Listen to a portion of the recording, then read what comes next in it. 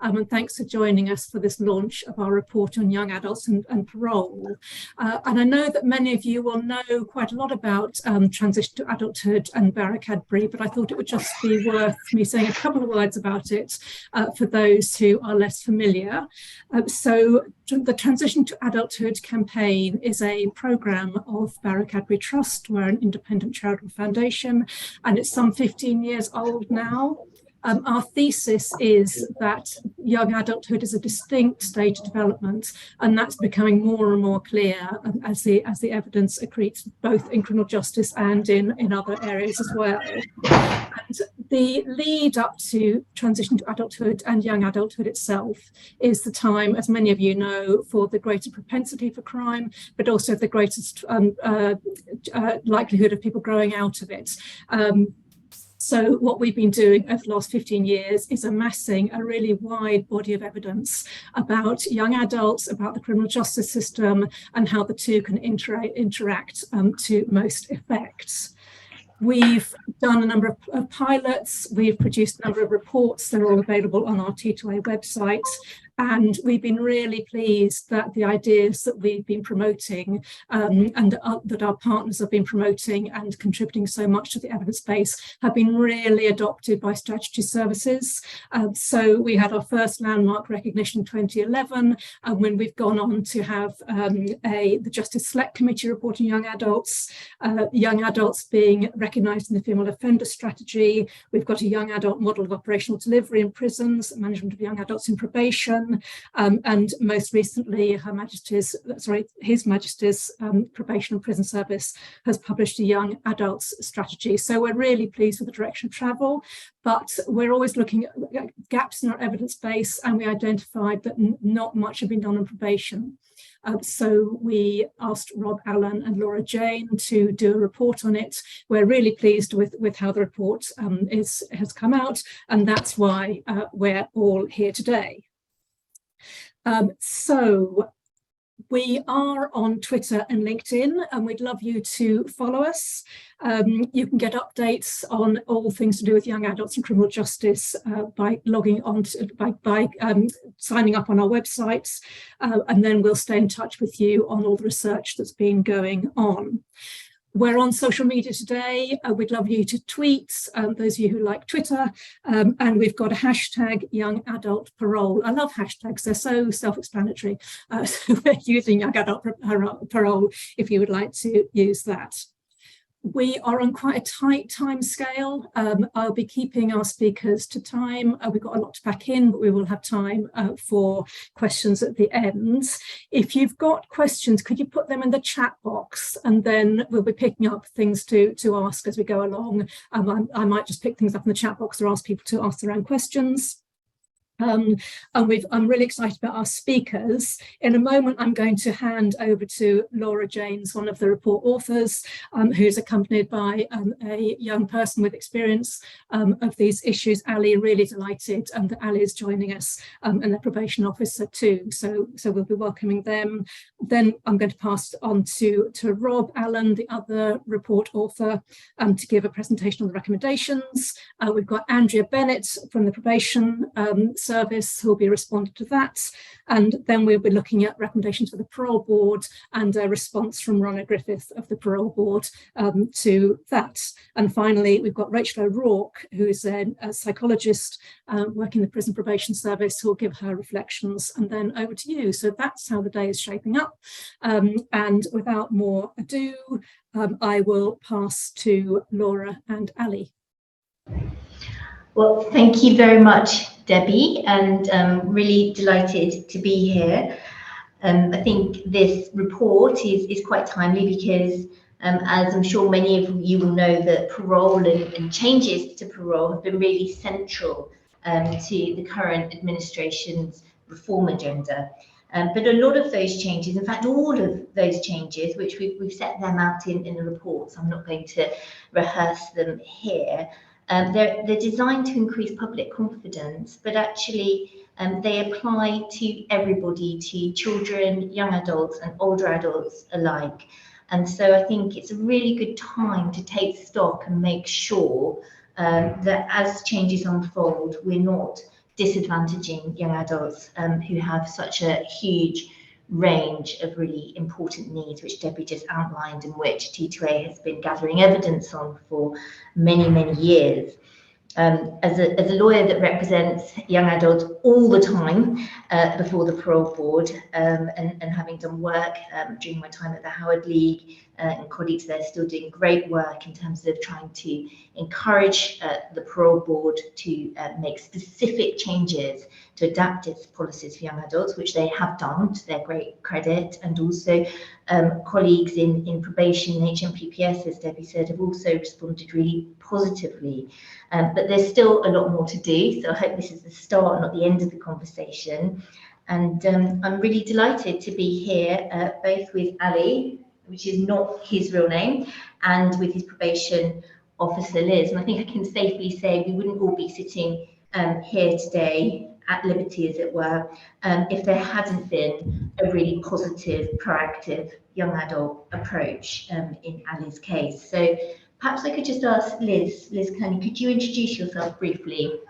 So my name is Liz Kearney. I'm a probation officer with Birmingham Central Young Adults team, and within the team we look after individuals from 18 to 25, and that's handover from youth offending teams, and also at 25 we hand over to the field teams. With regards to Ali, as he is currently 25, because he spent a considerable amount of time within a custodial environment, we also have the flexibility that he will stay with us for a while to develop that relationship while he's in the community and develop mix and complete work to build towards his desistance. So that's really positive. Not only have you got this specialist team, but you're actually taking a really flexible approach. And I think one of the things we'll talk about later is that flexibility in terms of age boundaries. So now I'd just like to introduce yourself. Ali, can you say hi to everyone? Yeah, hi, I'm Ali. Okay, if you lean forward a little bit when you speak so people can see you, that would be great. And you've recently been through parole, is that right? Yeah. And you are now out in the community working with Liz. Yeah. And is that something that you're finding helpful, having a specialist probation officer? Yeah, definitely. Yeah. Yeah. Obviously, I've never been with probation before, so obviously right now I'm slowly getting to know them. She's getting to know me, so yeah. Great. So, and it was quite a long time coming, your parole. I think how long is it that we've been working together? Since 2016, I think. Yeah, and so when we first started working together, parole wasn't even in sight, but I think you contacted us when we were at the Howard League because you wanted some help actually getting on courses. Why did you want to get on courses? Ali, we can hear you, but not terribly well. Could you lean a little bit towards the microphone, because we really don't want to miss what you're saying. What was the question again? Yeah, so why did you want to do some courses? To demonstrate and show them that I've changed my old ways and basically engaging with a prison regime and doing what I've been asked to do. So because you knew you'd have to go, because of your sentence, you knew you'd have to go through parole at some point, didn't you? And can I just check, can you hear Ali now properly? We can't hear you because you're muted, I think. We can hear him. Okay. Ali, if you can imagine that you're talking to me, because you know I'm right at the top of the building, so just really project out because we're really interested in what you've got to say. Okay, bring it a bit forward. There we are. So you wanted to do the courses, and what happened? Were you allowed to do the courses? No, I wasn't for about 4 or 5 years because I just keep getting moved around, being told one thing and another. So yeah, that bit was a bit frustrating because it was just delaying my release date basically. So. And I was writing, and colleagues were writing to the prisons asking when you could do the courses. And one of the things I remember was saying, well, you can't do the courses because you haven't got parole for ages. Yeah. And actually, it was only when you started doing the parole process and the parole board asked for an assessment as to what courses you need to do, that assessment was done. And then You got on the course? Yeah, but it was still, I had to wait for another 2 years because of coronavirus. Yeah. Mm. And you had to move prison to do a special course? Yeah, Is I that had to right? move. I had to move to another prison. Then I had to get back to the prison that I went from to start the course because it was only done there. And during that time, you changed quite a lot because when you, without, I don't mean to be rude in any way, but when we first started working together, you used to get into trouble quite a bit, didn't you? Yeah. But by the time you were getting towards parole and you were about to do the course, what level were you on in the prison? I was enhanced for over a year, I think. Been enhanced for over a year. So just turning to Liz, sorry, I'm moving things around here. That situation that Ali has just described and that I went through with him, of the course only, the assessment for the appropriate course only being done when it's directed by the parole board, and then various delays. And in fact, what Ali didn't mention there, which we'll come on to in a moment, is because by the time he had his first hearing, he hadn't quite finished the course, that hearing had to be adjourned for him to finish the course. What's your thoughts on that whole process and how it should work or could work better? Yeah, and it's in an ideal world, that is not how it happens at all. When someone goes into custody, they have assessment with their prison offender manager, and the work that needs to be completed is agreed at that, and the objectives are set, and then ideally they get placed on the courses, do the course, and then parole happens. But unfortunately, there's been, since COVID, as Ali said, there's just been consistently a huge demand on prison resources, and this is not what we're seeing happening, unfortunately. And I mean, from my own perspective, I see a lot of inside prison officers under the OMIC system having huge caseloads, sometimes 50, 60, 70, even 100 on their books, and only able really just to sort of do parole hearings and parole reports rather than do that early preparation work. So for young adults, we've talked about how Ali changed over that period of time. Do you think it's particularly important to try and get the work done at an early stage? Yeah, I think we discussed before that the younger an individual is, the more opportunity you have to mould and develop as they mature into making those right decisions, developing their consequential thinking, getting to think about the impact of their behaviours on themselves and the wider community. And that really, as early as possible, that needs to be done. But also, we've also got at the same time, we've got their maturation. So giving them opportunities to develop their maturity. And as Ali had with his enhanced status, that gave him the opportunity to have responsibility within a custodial environment as well. Yeah, just turning back then to Ali, thank you, Liz. Do you think that's right, what Liz has said about the maturity and having the chance to do the courses as you're sort of growing up and changing is important? Yeah, definitely. Yeah. Yeah. And you also had in your for your parole, you had a report by a psychiatrist, and she sort of went into a lot of detail and looked at your background and your history, and she discovered that you almost certainly had ADHD when you were younger, though you kind of calmed down a lot now. How did it change once the professionals around you knew that you had ADHD? How did that change the way they talked to you and treated you? Yeah, so basically they got to know me and they know how to deal with me better in the situation than they used to before. So it was easier for me to approach them and ask them for help and work with them instead of they basically using my bad behavior against me sometimes unintentionally what I was doing. So instead of using it against me, they were helping me and just making me feel that I wanted to engage with them more. Yeah, and it was really striking, wasn't it, at your parole hearing, lots of people, not so much Liz, because Liz is quite new at that stage, but lots of people sort of said that was what they called a light bulb moment, and then suddenly everything clicked into place about things that you've done and said, which sometimes was a little bit silly, and they realised that maybe they hadn't fully understood about your ADHD before. So just turning to your actual parole hearing, you did get we did have a hearing. In fact, you had 2 parole hearings for the single review, which were 2 full days. What was good about the hearing? What was good about the hearing?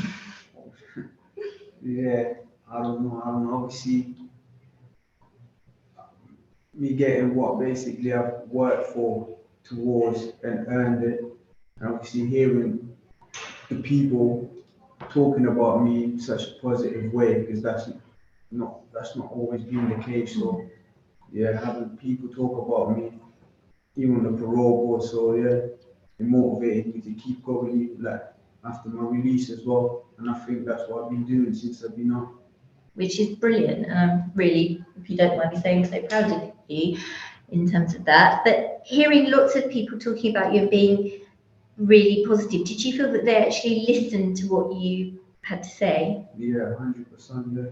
Which is good. And sometimes though, there were things that people said that you didn't quite agree with, but I was next to you, a bit like we are now, around the table with lots of bits of paper and computer screens. The parole board was on the remote link, and you and I were together with your probation officer in the prison.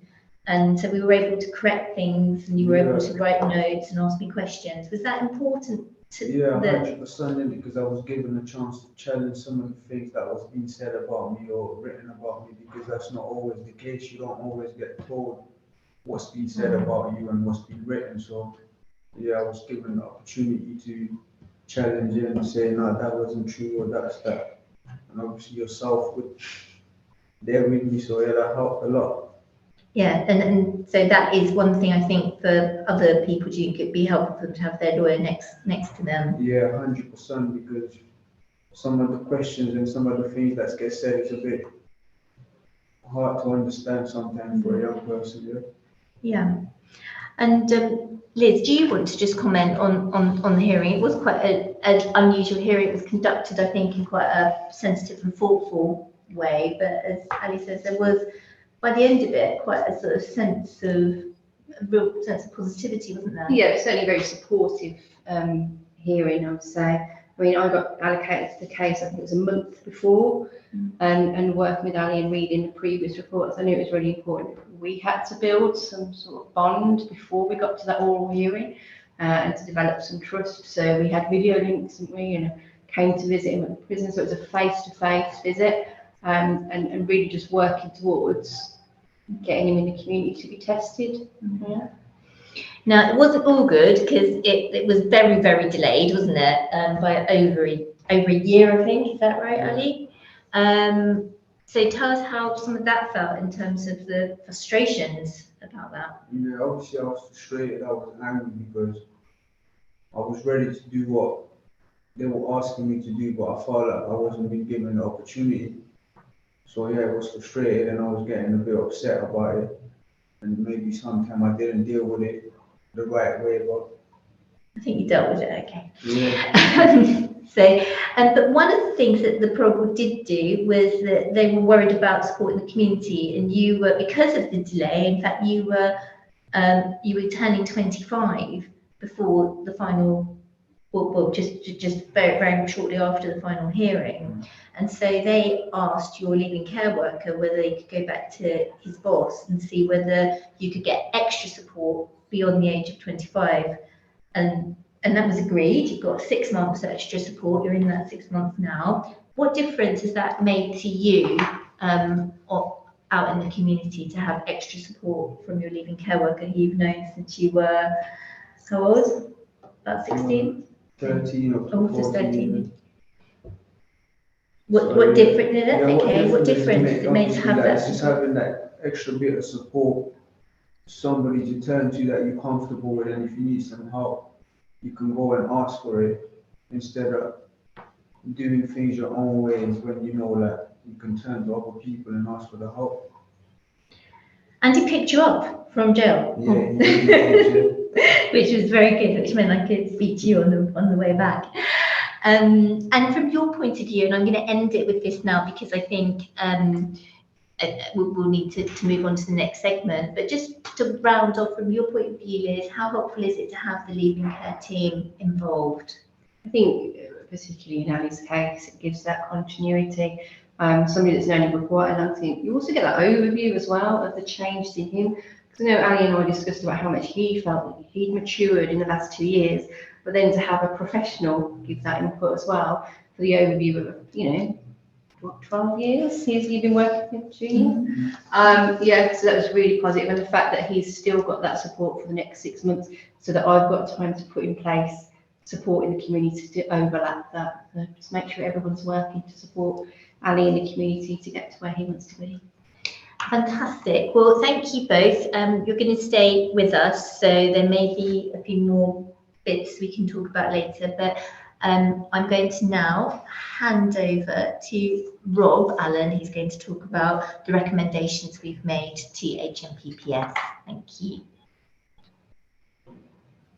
Thanks very much, Laura, Ali, and Liz. How I can follow that, I don't quite know, but I'll try.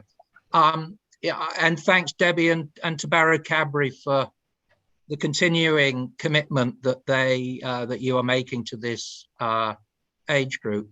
I mean, it's really fantastic that a charitable funder has stuck with a particular issue for this length of time. I just want to make a couple of general remarks. This wasn't an easy piece of work to do, actually, because parole is a complex area at the best of times, and it's been in this perpetual revolution over the last 2 or 3 years. And it was only when Laura came on board with it, thanks to her expertise. I think we're pretty well up to date with what's going on in the report, but there might have been some things over the last week or two that haven't made it in. Your first general point, this is a scoping study, or was designed as such. So there are some issues that we identified that definitely need some deeper investigation. But on the strength of analysing documents, policies, talking to practitioners and stakeholders, we felt able to make a few modest proposals and recommendations, which is what I'll talk about in a minute. Second general point, obviously goes without saying, the effectiveness of parole in its broadest sense depends on the work of prison and probation, not only in providing good quality information to the parole board, but providing the opportunities that prisoners need to desist from crime and the help they need to do that both in prison and after release.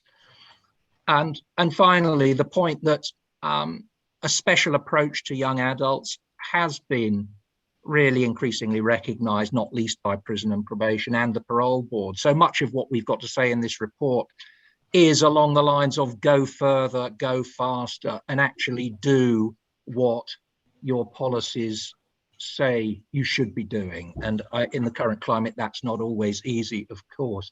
Having said that, the first of our recommendations for HMPPS is actually that there does need to be a little bit more specific policy making on sentence planning, on parole and recall. The generic policies that probation and prisons have on these things don't say as much as they could about young adults. We found the probation young adult policy doesn't have much, if anything, to say about parole. So there is some further attention that needs to be given at the policy level to ensure that people like Ali are having the best chance of getting a sort of specialized approach, which clearly has benefited him in his case.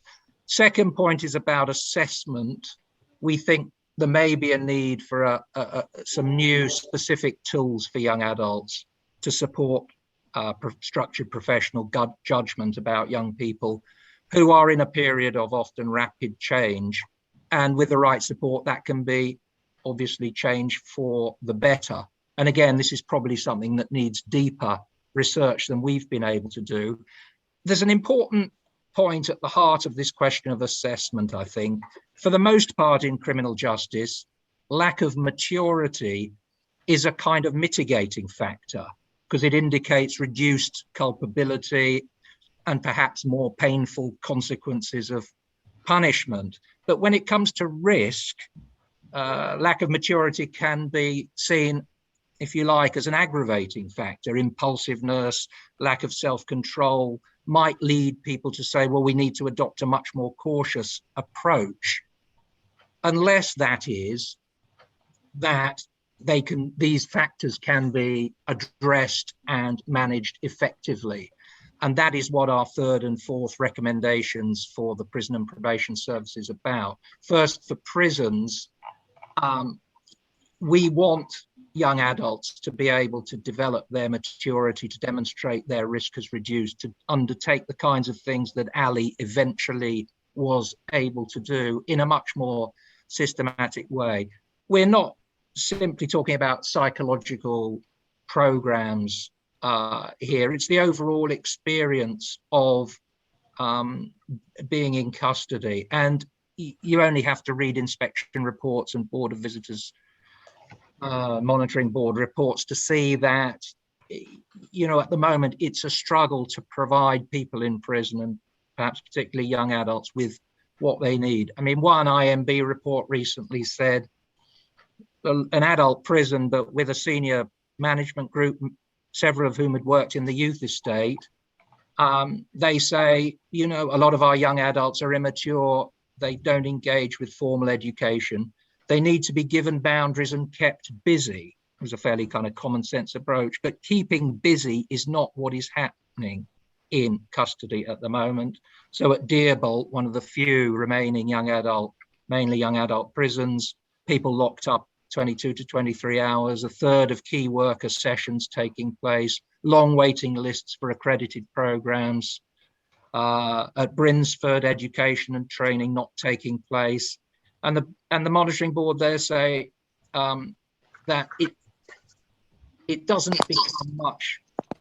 It doesn't take much for a young person to become despondent. And I think the reality is, if we don't invest in this age group while they're in custody, you know, we will lose some real potential.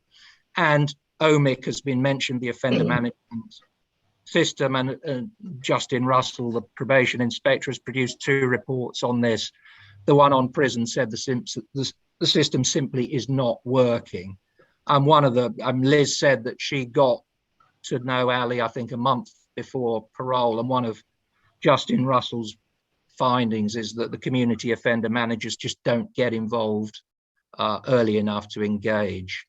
As far as the community is concerned, we argue for comprehensive age-appropriate support with realistic conditions. Young people may need a lot of support. Do they necessarily need a lot of highly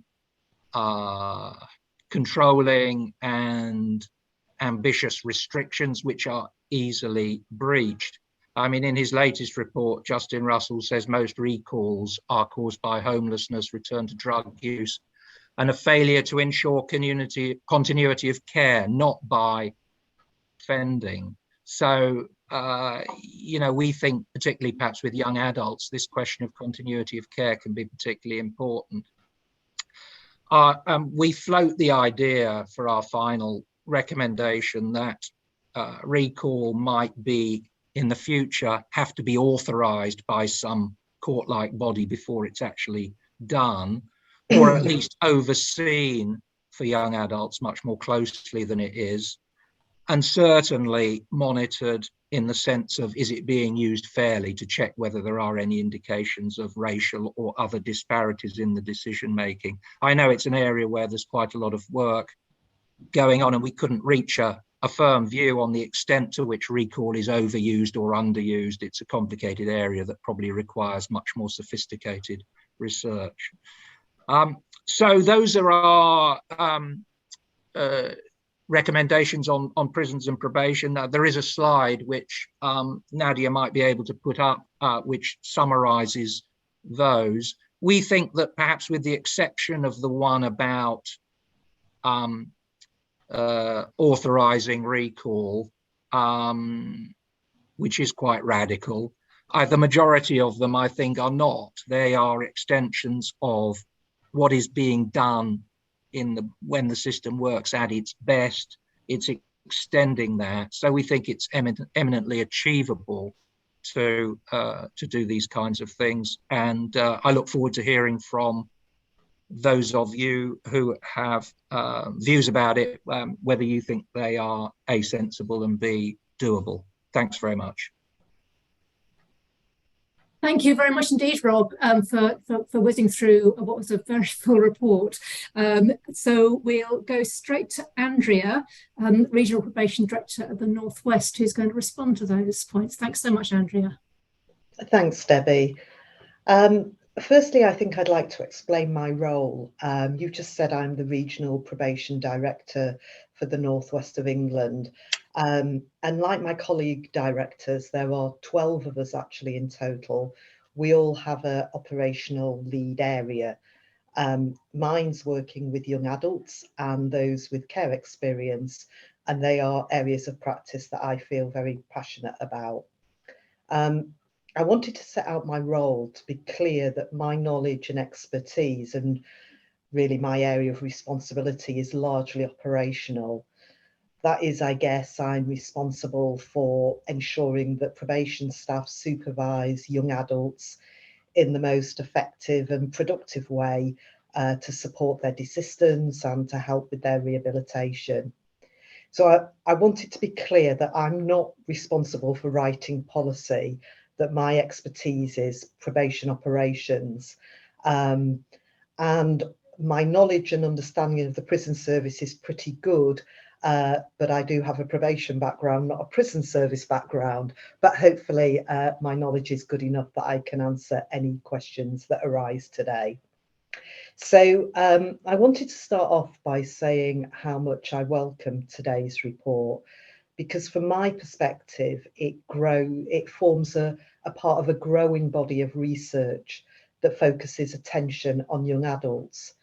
But also, I guess, because it poses, I think, some really interesting questions for both the parole board and the probation service.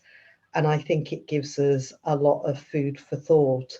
I'm conscious Rob said there that this is an extension of doing it well, I guess. And I think I don't disagree, I think, with that. And I am supportive of the recommendations, mainly because they all seek to put the needs of young adults in the centre and give them the consideration that I think they deserve. I think trying to focus attention on young adults was our aim when we implemented our young adults policy framework last year. And that young adults policy is referenced a few times in the report. And we were, looking to achieve the same outcome.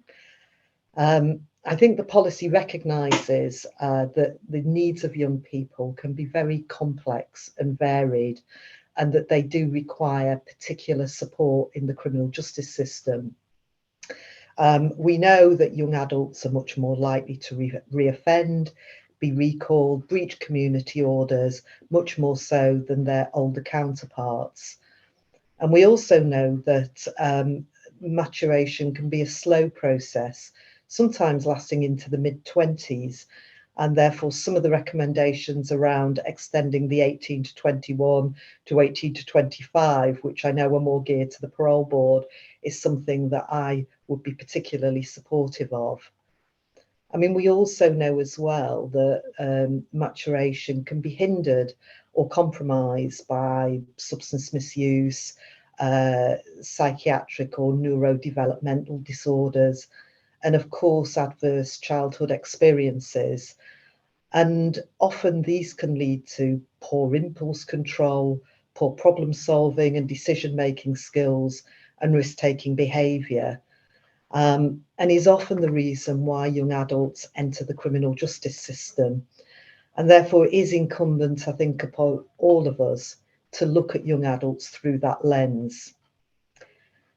Turning to the specific recommendations, in relation to the first recommendation, which looks at our policies around sentence planning, parole and recall specifically, all those policies and many policies of HMPPS are deliberately designed, I think, to be universal in their application.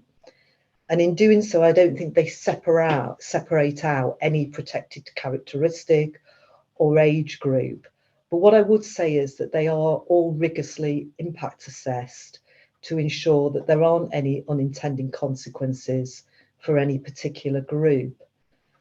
And I think one of the things that I'll probably say a few times this afternoon is that it's not the tools that we have that are going to have the greatest impact on the way we work with young adults. And by that, I mean, it's not the policy, it's not a risk assessment, it's not a piece of guidance. It's the skills of the practitioner and their professional judgment that is critical in the way that they apply and adapt the guidance and the policy. And ultimately, it's their practice in ensuring that they tailor their supervision to meet the needs of the individual that's really going to make the difference. To that end, I guess, alongside the policy that HMPPS have, we do have a range of effective practice guides, including what I think is a really good young adults resource pack. The Young Adults Resource Pack, which was launched last year, contains a wealth of information on how we should be engaging and really working with young adults. And it includes toolkits on things like becoming trauma informed, or there's a pack in there to support staff working with people involved in knife crime. And actually, there's a whole host of links to specialist resources, many of those being T2A resources, including the really helpful report on taking maturity into account on the T2A website. And I guess similarly with risk assessments, the second recommendation, we do have a maturity screening tool that is embedded in OASIS, which is the Probation and Prison Services risk assessment system. And it is therefore that maturity screen is integral to the assessment process. But arguably, it's what's done with that risk assessment and how it's used to tailor the supervision of that young person, whether they're on a community order or license, that's really going to make the difference. I would say actually that HMPPS are currently developing a new risk assessment. So certainly the recommendations in this report are going to be really critical for that. And it's still in relatively early days. That risk assessment adopts a more strengths-based approach to assessing risk and needs. And it will look at a range of factors, including lifestyle, relationships, and maturity to inform the assessment. My own view is that this will be a really good step forward in supporting our work with young adults. In relation to the recommendation on interventions in custody, and I am just going to mention community as well for that matter, I think it would be fair to say that HMPPS are on a journey, partway on a journey, to increase, I think, the resources that we have available. I was thinking back probably only 4 years, less than that potentially, pre-COVID, and I actually think the progress that we've made in prisons is substantial. We now have a custodial strategy for prisons, which really encourages bespoke approaches to meeting the needs of young adult populations, and also approaches to training and supporting staff working with young adults. Some of the bespoke approaches that have been taken include prisons who are developing young adult wings. There's a prison that's also developing a rugby academy for young adults, which will be run in the prison with through the gate employment and support.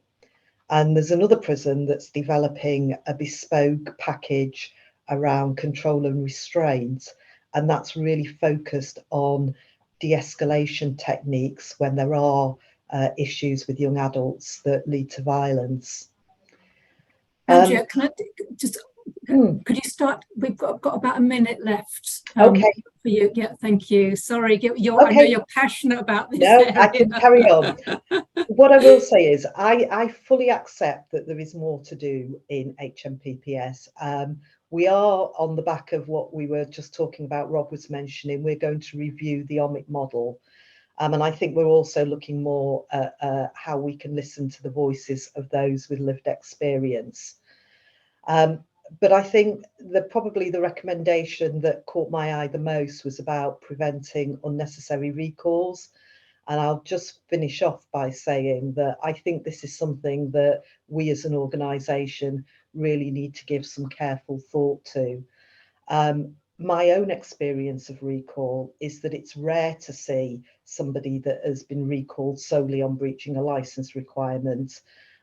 It's more likely that there's been an escalation in risky behaviour, or there has been the commission of a further offence. But I'll cut this short. What I will say is that I really welcome this report. I think there's a lot in there that HMPPS can take away to reflect on, and that can only be a good thing. I don't think I can promise that we'll get this right overnight. I don't think the civil service is the most agile organisation, but I think what this report does is it raises a lot of recommendations and issues that will improve our offer if we consider them, and our supervision of young adults in our care. So I'll finish there. Thanks, Debbie. Thank you so much, Andrea, and really welcome those final comments. We were just talking about OLMAC the other day in the campaign management group, so we look forward to hearing more about that. And so we've been looking at recommendations for probation, HMPPS. We're now going to turn our attention to the parole board, and Laura is going to talk about our recommendations for the parole board. Over to you, Laura. Thank you very much. And can I just say thank you so much to Andrea. It was really heartening to see the positive reception to our ideas and recommendations for young adults within HMPPS. So before I flag up the recommendations, I just want to make a few overarching points. I'm delighted that we have Ronno Griffiths here to respond on behalf of the parole board. Young adults coming before the parole board are really quite a small group. At the moment, they're only analysed as the 18 to 21, so that's just 2% of the total cases the parole board views. But what's really interesting when you dig down into the data is that 97% of the caseload for young adults is on the paper reviews, which is where all cases start, are recall cases. And that compares to just 73% when it's across all ages.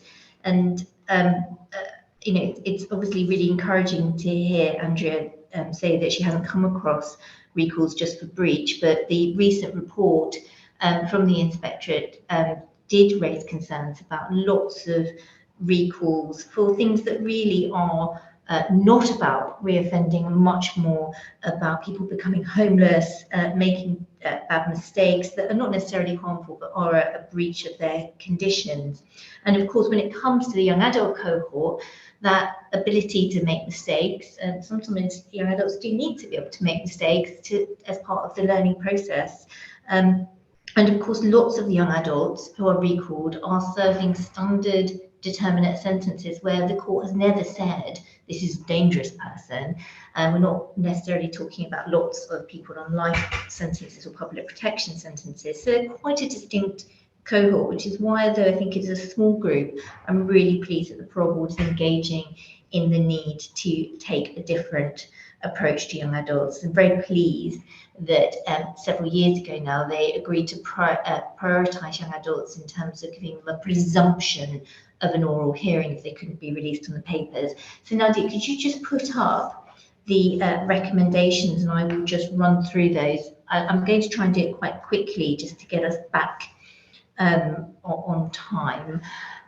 So if we could go to the next slide for parole, that's fantastic. So the first point's a really simple one. I think several people have already made it, that the moment the parole board policy for young adults is strictly defined as those who are aged 18 to 21. But as we've heard when we've spoken to Ali and also Liz here, young adults have got ongoing needs, and we think in line with HMPPS, the Sentencing Council, the Children Act for care leavers, it really ought to stretch to 25 because the issues are all the same, the needs are still there, and we think there are other ways that guidance could be strengthened too, which we set out in the report, but that's a really fundamental change that we would advocate for. The next recommendation that we've made is really about routes to release. What we can see from the data, which is really interesting, is very few young adults will be released at a paper review. But when they then go on to an oral hearing, they're much more likely to be released than an older adult. In fact, 59% of young adults in the last year were released following an oral hearing. And if you think back to what Ali was just saying, they listened to me, they sort of got to know me over that time. When young adults have that proper detailed exposure to the parole board can get to know them, understand and disentangle sort of slightly little bit immature behaviour from what's really risky behaviour, then they're more likely to be released. So either, and the problem is, because of the volume of work and the way the system works, oral hearings are taking a very long time. So either we need to get that information early at the paper stage, or we need to get oral hearings on much more quickly for young adults. But the risk if we don't do that is that you have young adults waiting sometimes over a year for their case to be heard, only to find that actually, yes, they're good to go. The third recommendation is about effective participation, including legal representation.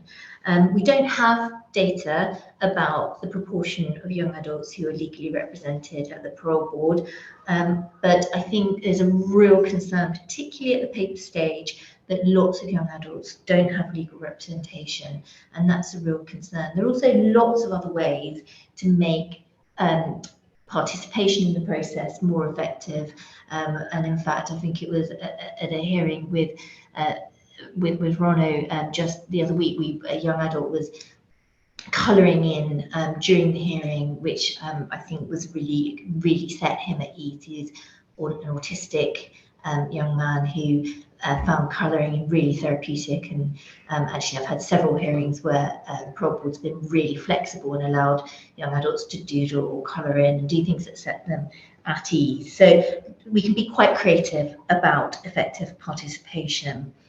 Now, getting the right information to make the right decision is the fourth recommendation. And lots of parole boards are very good at it, but sometimes only at a late stage, once we've got an oral hearing, then we have to adjourn to get it. You heard from Liz earlier how important it was, for example, to have the leaving care team on board in Ali's case. That doesn't just happen. The leaving care team needs to be directed to come to the hearing, to provide that information, to be encouraged to go back to their managers and ask, what can we do to work with colleagues to make this young person's release possible, safe, successful. So getting the right information, finding ways to adapt the system to make that normal rather than on special request, as it were.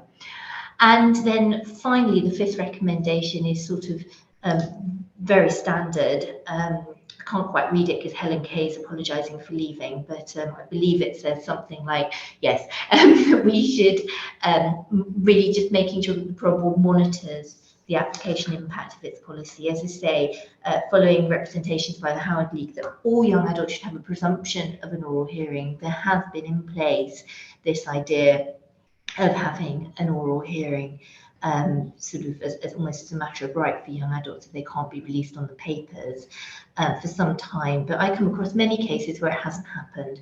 So I think finding ways to make sure that positive, proactive policies are being followed and then seeing what difference those make is really important, just to give change real meaning and force. So I'll leave it there and pass back to Debbie. Thank you again so much, Laura, for your clarity and your wealth of experience coming out here. And you brought those parole hearings to life, as Ali did earlier on. Thank you so much, Ali, again, for your contribution. It's really helped us sort of focus on your actual experience when people are in those hearings. We're going to hear from Ronno, and I think it's literally hearing from Ronno because I think Ronno was having trouble with the video. Ronno, are you here?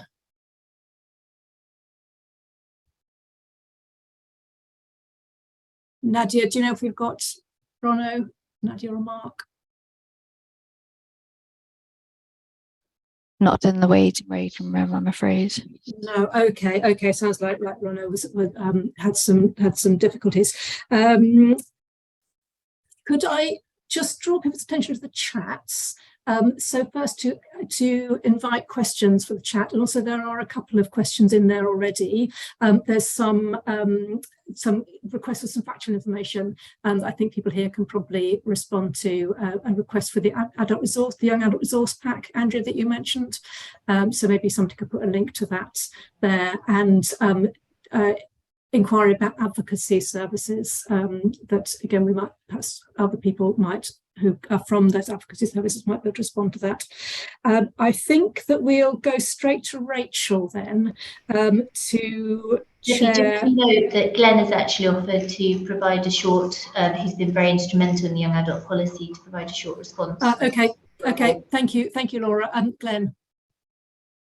Hi, yes, thank you for that. I'm not sure what's happened to Ronno, but she was having technical problems, so I think she might be listening, but we might not be able to hear her. So I think all I really want to say is that the board really welcomes this report, and we wouldn't argue against anything that's written in it. So I think it's really an important piece of work that we can take forward with the management committee at the Parole Board and work out where we're going next. I think we will certainly be doing a review of how the policy is being adopted or applied by panels. So that will be something we'll be doing, and we'll be taking our findings to the Parole Board user group and T2A, and we'll be inviting sort of them to look at some of the data we've got. We've also looking at if we've got any data about unrepresented young adults as well. So hopefully that will help Laura, you know, trying to find out what the percentage of unrepresented young adults is. I think the one that we have the difficulty with is, when I think, Laura, this is not going to be any surprise to you, is expanding it to 18 to 25. I think the board would accept that the evidence is there, that if we could, we would. But I think we are a creature of resources, and we have to do what we can within the resources that we have. And I know resources is never a good argument to not do something, but I think we have to take that into account. And so I think that's why in the original policy and the pilot we did, it was 18 to 21. That's been, I mean, the pilot I think went on for probably 18 months, almost 2 years, because we were looking at whether we could expand it and what else we could do to get the 25s included. I think the evidence at that time was if we did expand it to 25, that would significantly increase the cohort of cases where there would be a presumption, and that would flood our oral hearing queue. And I think we're still in that position at the moment, but we do need to perhaps go back and look at the data. But I think once you start including the 23 to 25 year olds or 22 to 25 year olds, that's a much bigger cohort than our 18 to 21 cohort, and there's a significant resource and cost implication there. But I think we need to look afresh at that data and see what it's still telling us before we sort of say we can't do anything with that. So I think that's kind of all I wanted to say, really, because I wasn't really prepped for this. I was hoping to just sit back and listen to Ronno. So but I'm happy to answer any questions if anyone's got any. Thanks so much, Glenn, for standing in very admirably, and yeah, thank you for your very supportive response of that as well. And I'm sure we'll talk more about that 23 to 25 year old age group. We know services are under great pressure, and we know that people are doing, you know, a lot with a small amount of resource. But we will. I'm sure you won't be surprised. You will continue to press you, but thanks so much for standing in. So I think we're now ready to hear from Rachel from the HCPC Psychology Service. So welcome, Rachel. Hi, thank you very much. I'm Rachel O'Rourke, the LTHSE clinical lead for young adults. Can I just check you can hear me okay? Rachel, we can't hear you. Can others hear? I can hear, but it's very quiet. Yeah, it's just a little quiet, Rachel. I don't know if you can come closer to your monitor, perhaps, or see. I will. and I'll bear with me. I don't actually have much voice, so that's much better. Whatever you're doing, keep doing that. That's bellowing. Thank you. I'll Sorry. continue to bellow for a few minutes. I do have a few slides which hopefully you can see, and that will help a wee bit with any voices issues. Can you see that? Yes, we can see that. Thank you. Grand. Okay. So I'm the clinical lead for young adults, just for LTHSE Prison Group. And thank you very much for asking me to say a few words just to speak to some of the work we've been doing and will continue to do. And we really welcome the report. It speaks to a number of the issues that we've been considering and we will now continue to consider for the next year or two, no doubt. Just to come back to the age range, that was my opener really, was to say that there would be nothing we disagree with that. And by we, I mean from a practitioner point of view, there's nothing clinically to demarcate those who are 21 as opposed to 24. So that just takes a lot better account of that range of maturation that actually the clinical literature says, of course, goes on beyond 25. But particularly for those young men who are coming in as boys into custody and are growing up in custody, and therefore their maturation, of course, is likely being delayed by being in prison. Just to catch people up, although I think Andrea Bennett mentioned much of this earlier, there's been a range of work that's been ongoing since 2018, as you can see there. Different national and local strategies have now been published and protocols. And in National Psychology Services Group, we've set up a special interest group around young adults to capture some momentum about what else we could be doing as practitioners. Just to pick out the LTHSE Young Adult Strategy, we published this last year, and you can see there are 6 strategic objectives there. So the first 5 are the ones that map onto the excuse me, the National Young Adult Strategy, and we've added in a 6th one around equalities. And it was interesting and useful to hear Rob earlier make mention of the need to take account of equalities and the different experiences that our lads from Black and Asian backgrounds have, particularly with regard to power dynamics of being discriminated against in a community and policed perhaps in a minoritized fashion as well. And so many of this cohort as well come through on joint enterprise charges. Their ability and their sense of trust of professionals and the system is of course impacted by their previous experience. So in LTHSE, we're making a commitment to working on each of those objectives. So for example, take the 3rd one there, improved sentence planning and care management. Each prison's being asked to think about the areas of development they need to put in around the young adults. We've given them a list of objectives and ideas to implement, and they're all around making sure that the transition points, that the parole process, that the sentence plan is fit for purpose for a young man in custody and not just older adult centric. Particularly for newly sentenced young men and working in long-term high secure, of course, we have the very longest sentenced young men. So we are working with those people at the start of very long tariffs and needing to consider how we assess and engage and relationship build with that cohort. The other recommendation was around participation and legal representation for young adults. So we've been thinking about what else do we need to do to follow that through, because we think that's a really useful prompt to us in the prison service and as practitioners to think about what else we can do. So we've been working on developing some research questions that we think we can take forward, and Rob said earlier, of course, more research is needed in this area.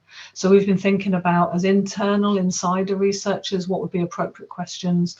So for example, we're thinking about whether our prison and probation staff colleagues know enough about their roles and responsibilities towards young adults in the parole process, even for the current parole board guidance as it stands and as it relates only to 18 to 21-year-olds.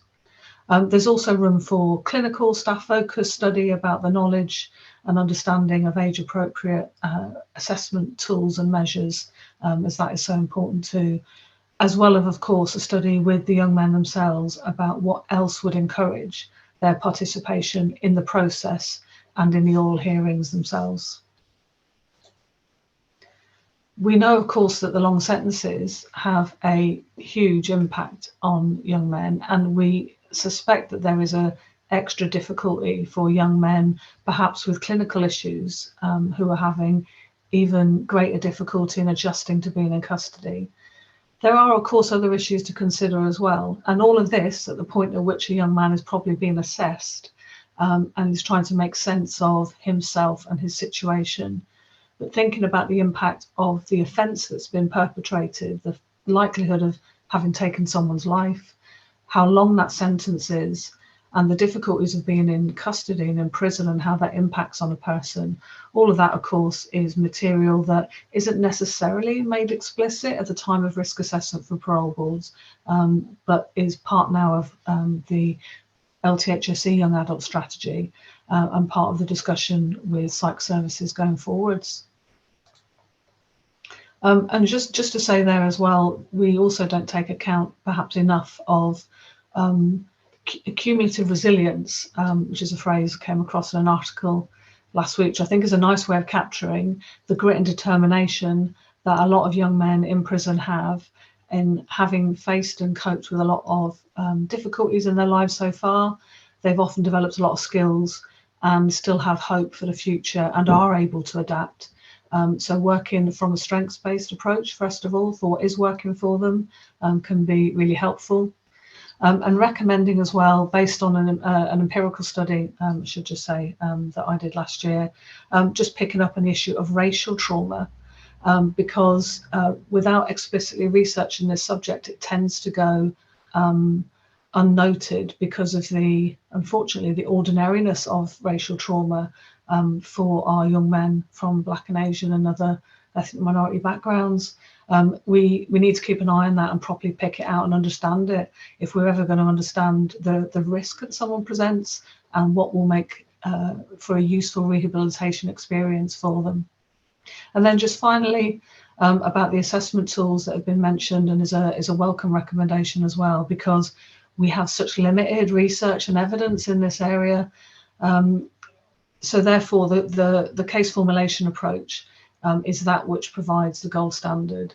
But of course, for that, the practitioner, as it mentions in the report, needs the contextual training and understanding to be able to understand the impact of sentences and custody and offence perpetration on young adults, as well as all the other clinical risk issues that we normally understand that affect young adults as well.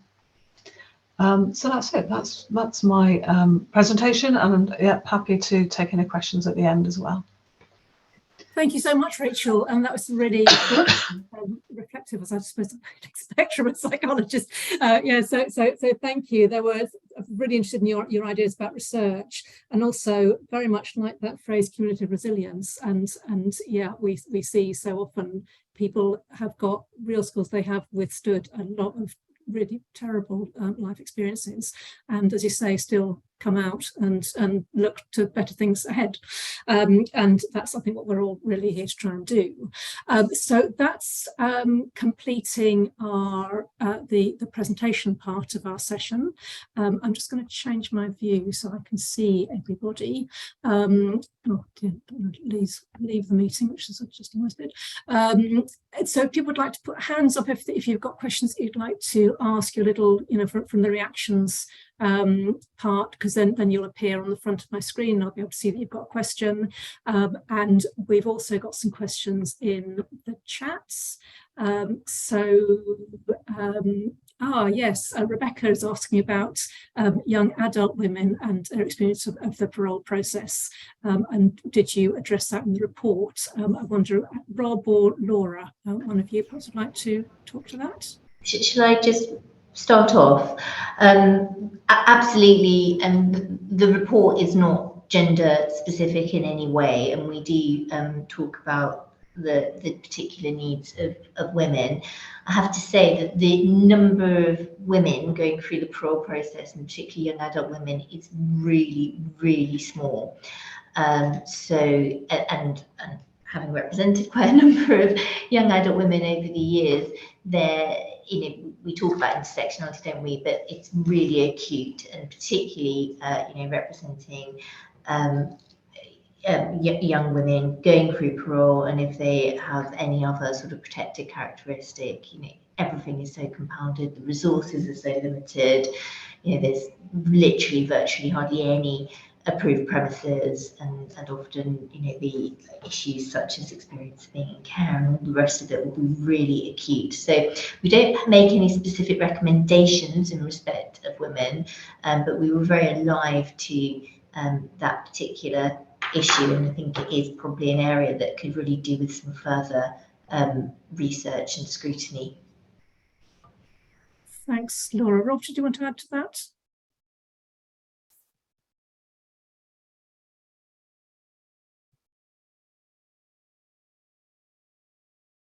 Rob, you've frozen on my screen. It's like plagued by problems, aren't we?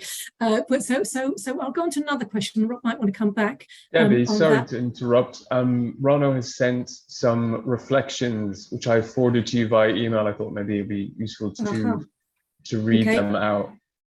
Yep, I'll do that. If you'd thank Ronno for those. She's also been followed by technology, so it's that sort of a day. But yeah, she was very sad not to be able to contribute. Mark, would you send them to Laurie, because he's here and he's got his hands on his phone. So he's great. Okay, so let's see. Rob, did you want to comment on young women? To add to Laura's comments? Or we can go on to the next question. We've got other interesting questions. You're on mute.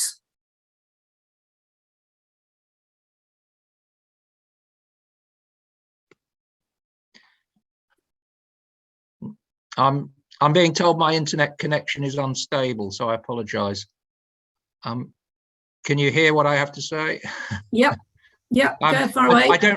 I don't really have a lot to add to that. It is a small number. It's one of those things that more specific, in-depth study than we were able to give it.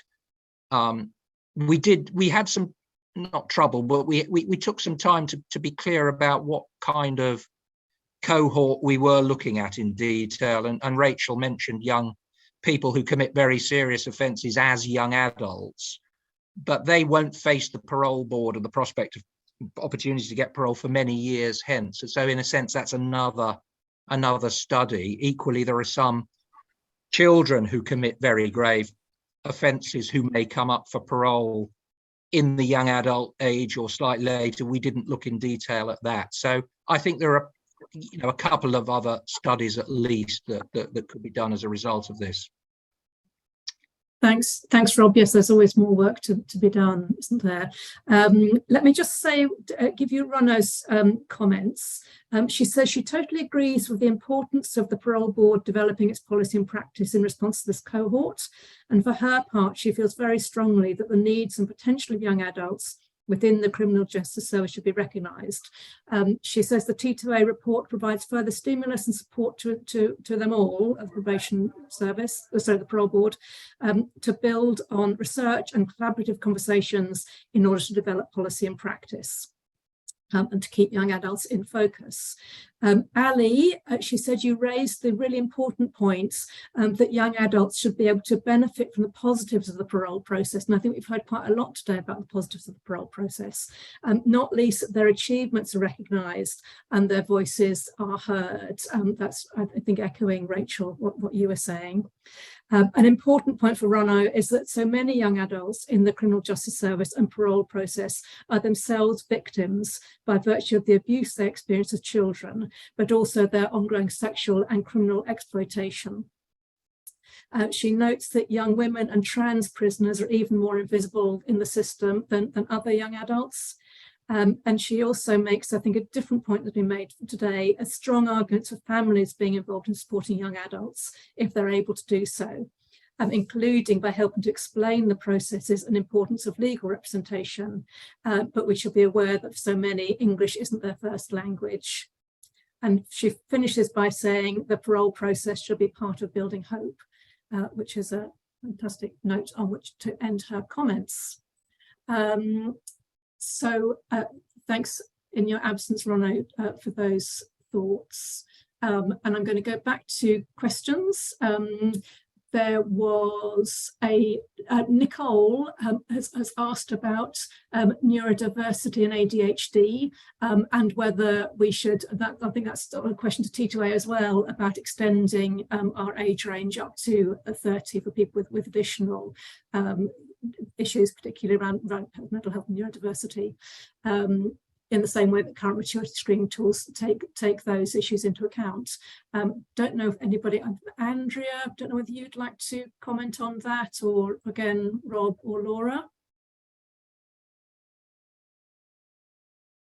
I think those from the service already talked about the difficulty in finding resources, but I think the increasing recognition of ADHD and neurodiversity is something to be looked at. Andrea, looks like you're willing to. Yeah, I just came on. I mean, there's part of me that agrees with that. There's also part of me that thinks young adults and focus on the word young, that there may need to be a cut-off point at some stage. Because some of those needs will continue beyond 30 as well. And I guess, and I'm guessing Laura might say similar, certainly for the purposes of kind of having some demarcation around that group, 18 to 25 feels a kind of neat way to do it. And that isn't to say that those needs don't continue into adulthood, they clearly do. But I think if we're looking at young adults, then that 18 to 25 makes it a manageable group to kind of consider their needs and to put some resources in place. Yes, thanks, Andrea. And at T2A, as you imagine, we sort of fairly regularly raise this as a question: is 20 in a way 25 is an arbitrary cutoff like 18 is, but we recognise that there's a kind of progression. I think what is a very interesting question, and I don't, other people who know more about psychology might know the answer to this, but it's about the interrelationship between maturation and other neurodiversity needs, and particularly perhaps ADHD, and whether that's a useful thing to look at. So we take the concept of maturity and look at it in relation to some of these other needs, rather than kind of, and then it can be a kind of lifelong approach and more personalisation of services in an ideal world, might be one approach to think about that question. Grace has got a question. Grace, would you like to ask your question? Hello, thank you so much. Can you hear me? Yep, and thank you for all your comments in the chat as well. That's fine, thank you. So this question, I apologise how it comes across. Now I don't have experience within a prison service. I would love to, but I can't yet. But I'm just wondering, is there, like, there probably is, forgive me, it might be a stupid question, but is there things being done to sort of prepare them before they get to this stage? Because it seems like, and with all services, social services, etc., it seems like as soon as they get to adulthood, then it's either they're chucking them away, or there's a panic of, you know, whether or not they're ready to be, you know. So it sort of makes me question what's happening during the process that they are within the prison system, what's going on, and why. Obviously it's not your job to like change people's lives completely, but why is there such a rush for need right at the end of the period? I don't know if the question makes sense, but it's just something I was thinking of. If I can paraphrase my understanding of it, that it's what's happening in the whole process of being in the criminal justice system and then being sent to prison that's helping to prepare people for life outside. Yeah, sorry, and just another point. I think that obviously this is more of a moral issue or an ethical issue, but I do think that how young people are seen, and it does come across as they are represented as criminals and not people. So when you look at things like the Children Act and the concepts of promoting well-being and all this stuff, they all sound whimsical and amazing, but you do see that there's a massive contradiction when people are involved in crime, and it seems as though those rights and the perception of childhood vanishes as soon as they get into the criminal justice system. So I don't know what the solution is, but I do feel like you do see that quite frequently, where they're no longer children or even young people. They are now criminals, hence they are treated as criminals, and that's something that concerns me a bit. Thanks. Yes, all of us, and I think many on the call today.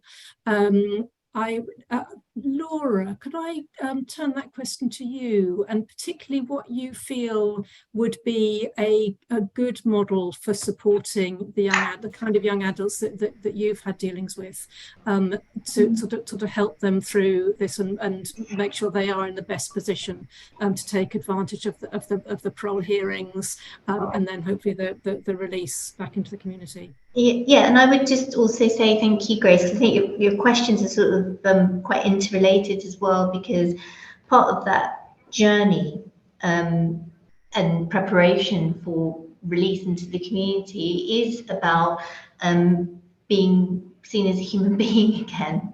And so I think that you raised two really important and interrelated points, and it's sort of ironic sometimes that it's not until you're in a formal setting of a parole hearing, like Ali just said, where actually his humanity, his positives, his achievements, his story, and that began actually with a psychiatric report that told his story and completely changed thinking around it. So, and I noticed someone else in the chat also said, is there advocacy for this group? You know, we have specialist advocates in custody for children, which is commissioned through Bernardo's. We don't have a similar consistent service throughout the secure young adult estate. So I think sadly the straight answer to your question, and I think probably some of the reasons for our recommendations to have more specific young adult interventions and support, is that it doesn't currently exist.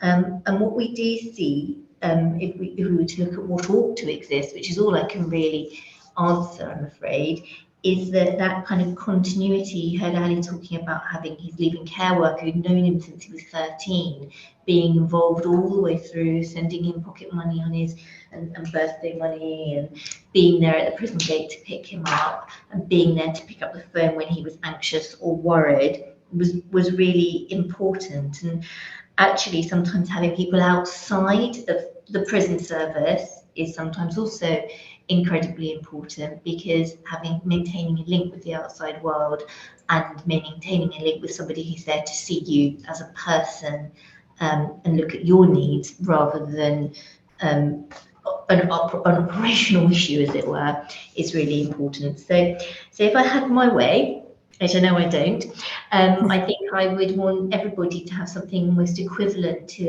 a leaving care worker who was somebody they could have a positive relationship with, that they trust, that would actually follow them through the system and be there for them. I do think, probably would say this because I'm a lawyer, wouldn't I? But I do think having legal representation at the earliest possible stage is also important, because I think that often doesn't happen, and that can add an extra really important layer of support. I don't know if that answers your question, Grace, but thank you very much, Laura. And that's you've got such a wealth of experience of supporting young adults. Rachel, did you want to comment on that? And then I was going to invite Simon he's made a really interesting comment in the chat about the young adult hub in Cardiff that seems very much to speak to the point that Grace was making. Rachel, if you want to add, do. If not, then fine. We'll pass to Simon. Sorry, Debbie, say again, please. Whether you want to add anything about kind of preparation for young adults, working with young adults when they're in prison, so it's not just a kind of sudden release, but what would be the ideal situation to prepare? I'm not sure we've ever had ideal, so there's almost no point harking back to the good old days, because I don't think we have them then either. But at least 20 years ago, we had a established clear lifer system within which many prisoners benefited from people who had good training, good knowledge, good level of confidence in how the processes worked, and all that preparatory work was part of that. And of course, that got removed. So no, we don't have that as a matter of course. And of course, it's what we would all think would be really helpful. Just to make sure, of course, we're not talking about children and young people here. We're not talking about under 18s or legislation that affects safeguarding our children. This is more about the 18 to 25-year-olds course. So in some places, there is some excellent work going on, and that's been driven by the national, the LTHSE strategy. But I wouldn't claim that we're anywhere near being doing something as a service wherever there is a young man in that position. Thank you. Simon, would you like to say a word or two about the Safer Adults Hub, and then we'll wrap up? Yeah, sure. We've only recently opened it up, probably in the last 6 months, but basically it's based on our women's centre model. So we're using a trauma-informed approach. We've also got probation officers based at the hub as well, because we see an increase in young men coming for their appointments, but also they can access our support. So that light the touch. So I don't know if that's things around employment, they're experiencing domestic violence, if they've got childhood traumas, we can pick up some of that work. So we can, it's working well. It's been quite a long road to get there. And when we put in the bid through the LIFT funding, through the Home Office Ministry of Justice, it was in innovation funding, which is great. But actually the model we got, it's innovative, but it shouldn't be innovative, if that makes sense. So I put my details in the chat. So if anyone wants to reach out and find out a little bit more, please do get in touch. I think you can expect a call from us at T2A, Simon. No, thank you, because we haven't got all the answers. In some ways, I'm putting that in the chat to think if anyone comes back with any good ideas. So yeah, we're working MOPAC on their young adult hub as well, which I'm sure you've been in touch. You're talking to each other, I'm sure. So it would be great to know a little bit more about that. We're nearly at the end of our time, so I really just wanted to wrap up. Unless Rob or Laurie, you want to make any final points? Happy not, just to give you an opportunity. Any final points about the report that you haven't covered? Yeah, well, no, I'd just say, it's been a very good. Some very good points have been raised. It's not the complete everything that could be written about it. It hasn't been written in the report. So there are some directions that I'm sure T2A or others will want to pursue as a result of this. But this has been helping move that debate forward. And I was pleased to hear that people seem to think it's got some helpful recommendations, which is always great to hear. Thank you, Rob. Thanks to you and Laura for the hard work that you put into the report, and to all our speakers today, all the people who asked questions, all the people working behind the scenes, particularly Mark, Nadia and Laurie, for putting today together. If anybody's got any further questions or wants to follow up on any of this, there's a contact form on the T2A website. If you just Google transition to adulthood, you'll get to the website, and we'll follow up. We'll share the various PowerPoints and the reports with you after the event. You can download the report now. It's on the T2A website. If you go to the research report section, you'll find a whole wealth of stuff there that lots to interest you, including this one. And I just want to finish off by saying, do please follow us on social media. We've got a Twitter account. We do quite a lot of talking about young adults as well as our own work. And we also have a regular news update section as well. So again, our website is the place to go. So that brings us to a close with 1 minute to go. So thank you all very much for your time. It's great to have so many people here. It's given us, it really invigorates us to know how many people are interested in young adults, and how many of you really devote your professional lives to making things better for young adults. So thank you so much, and have a good rest of your day.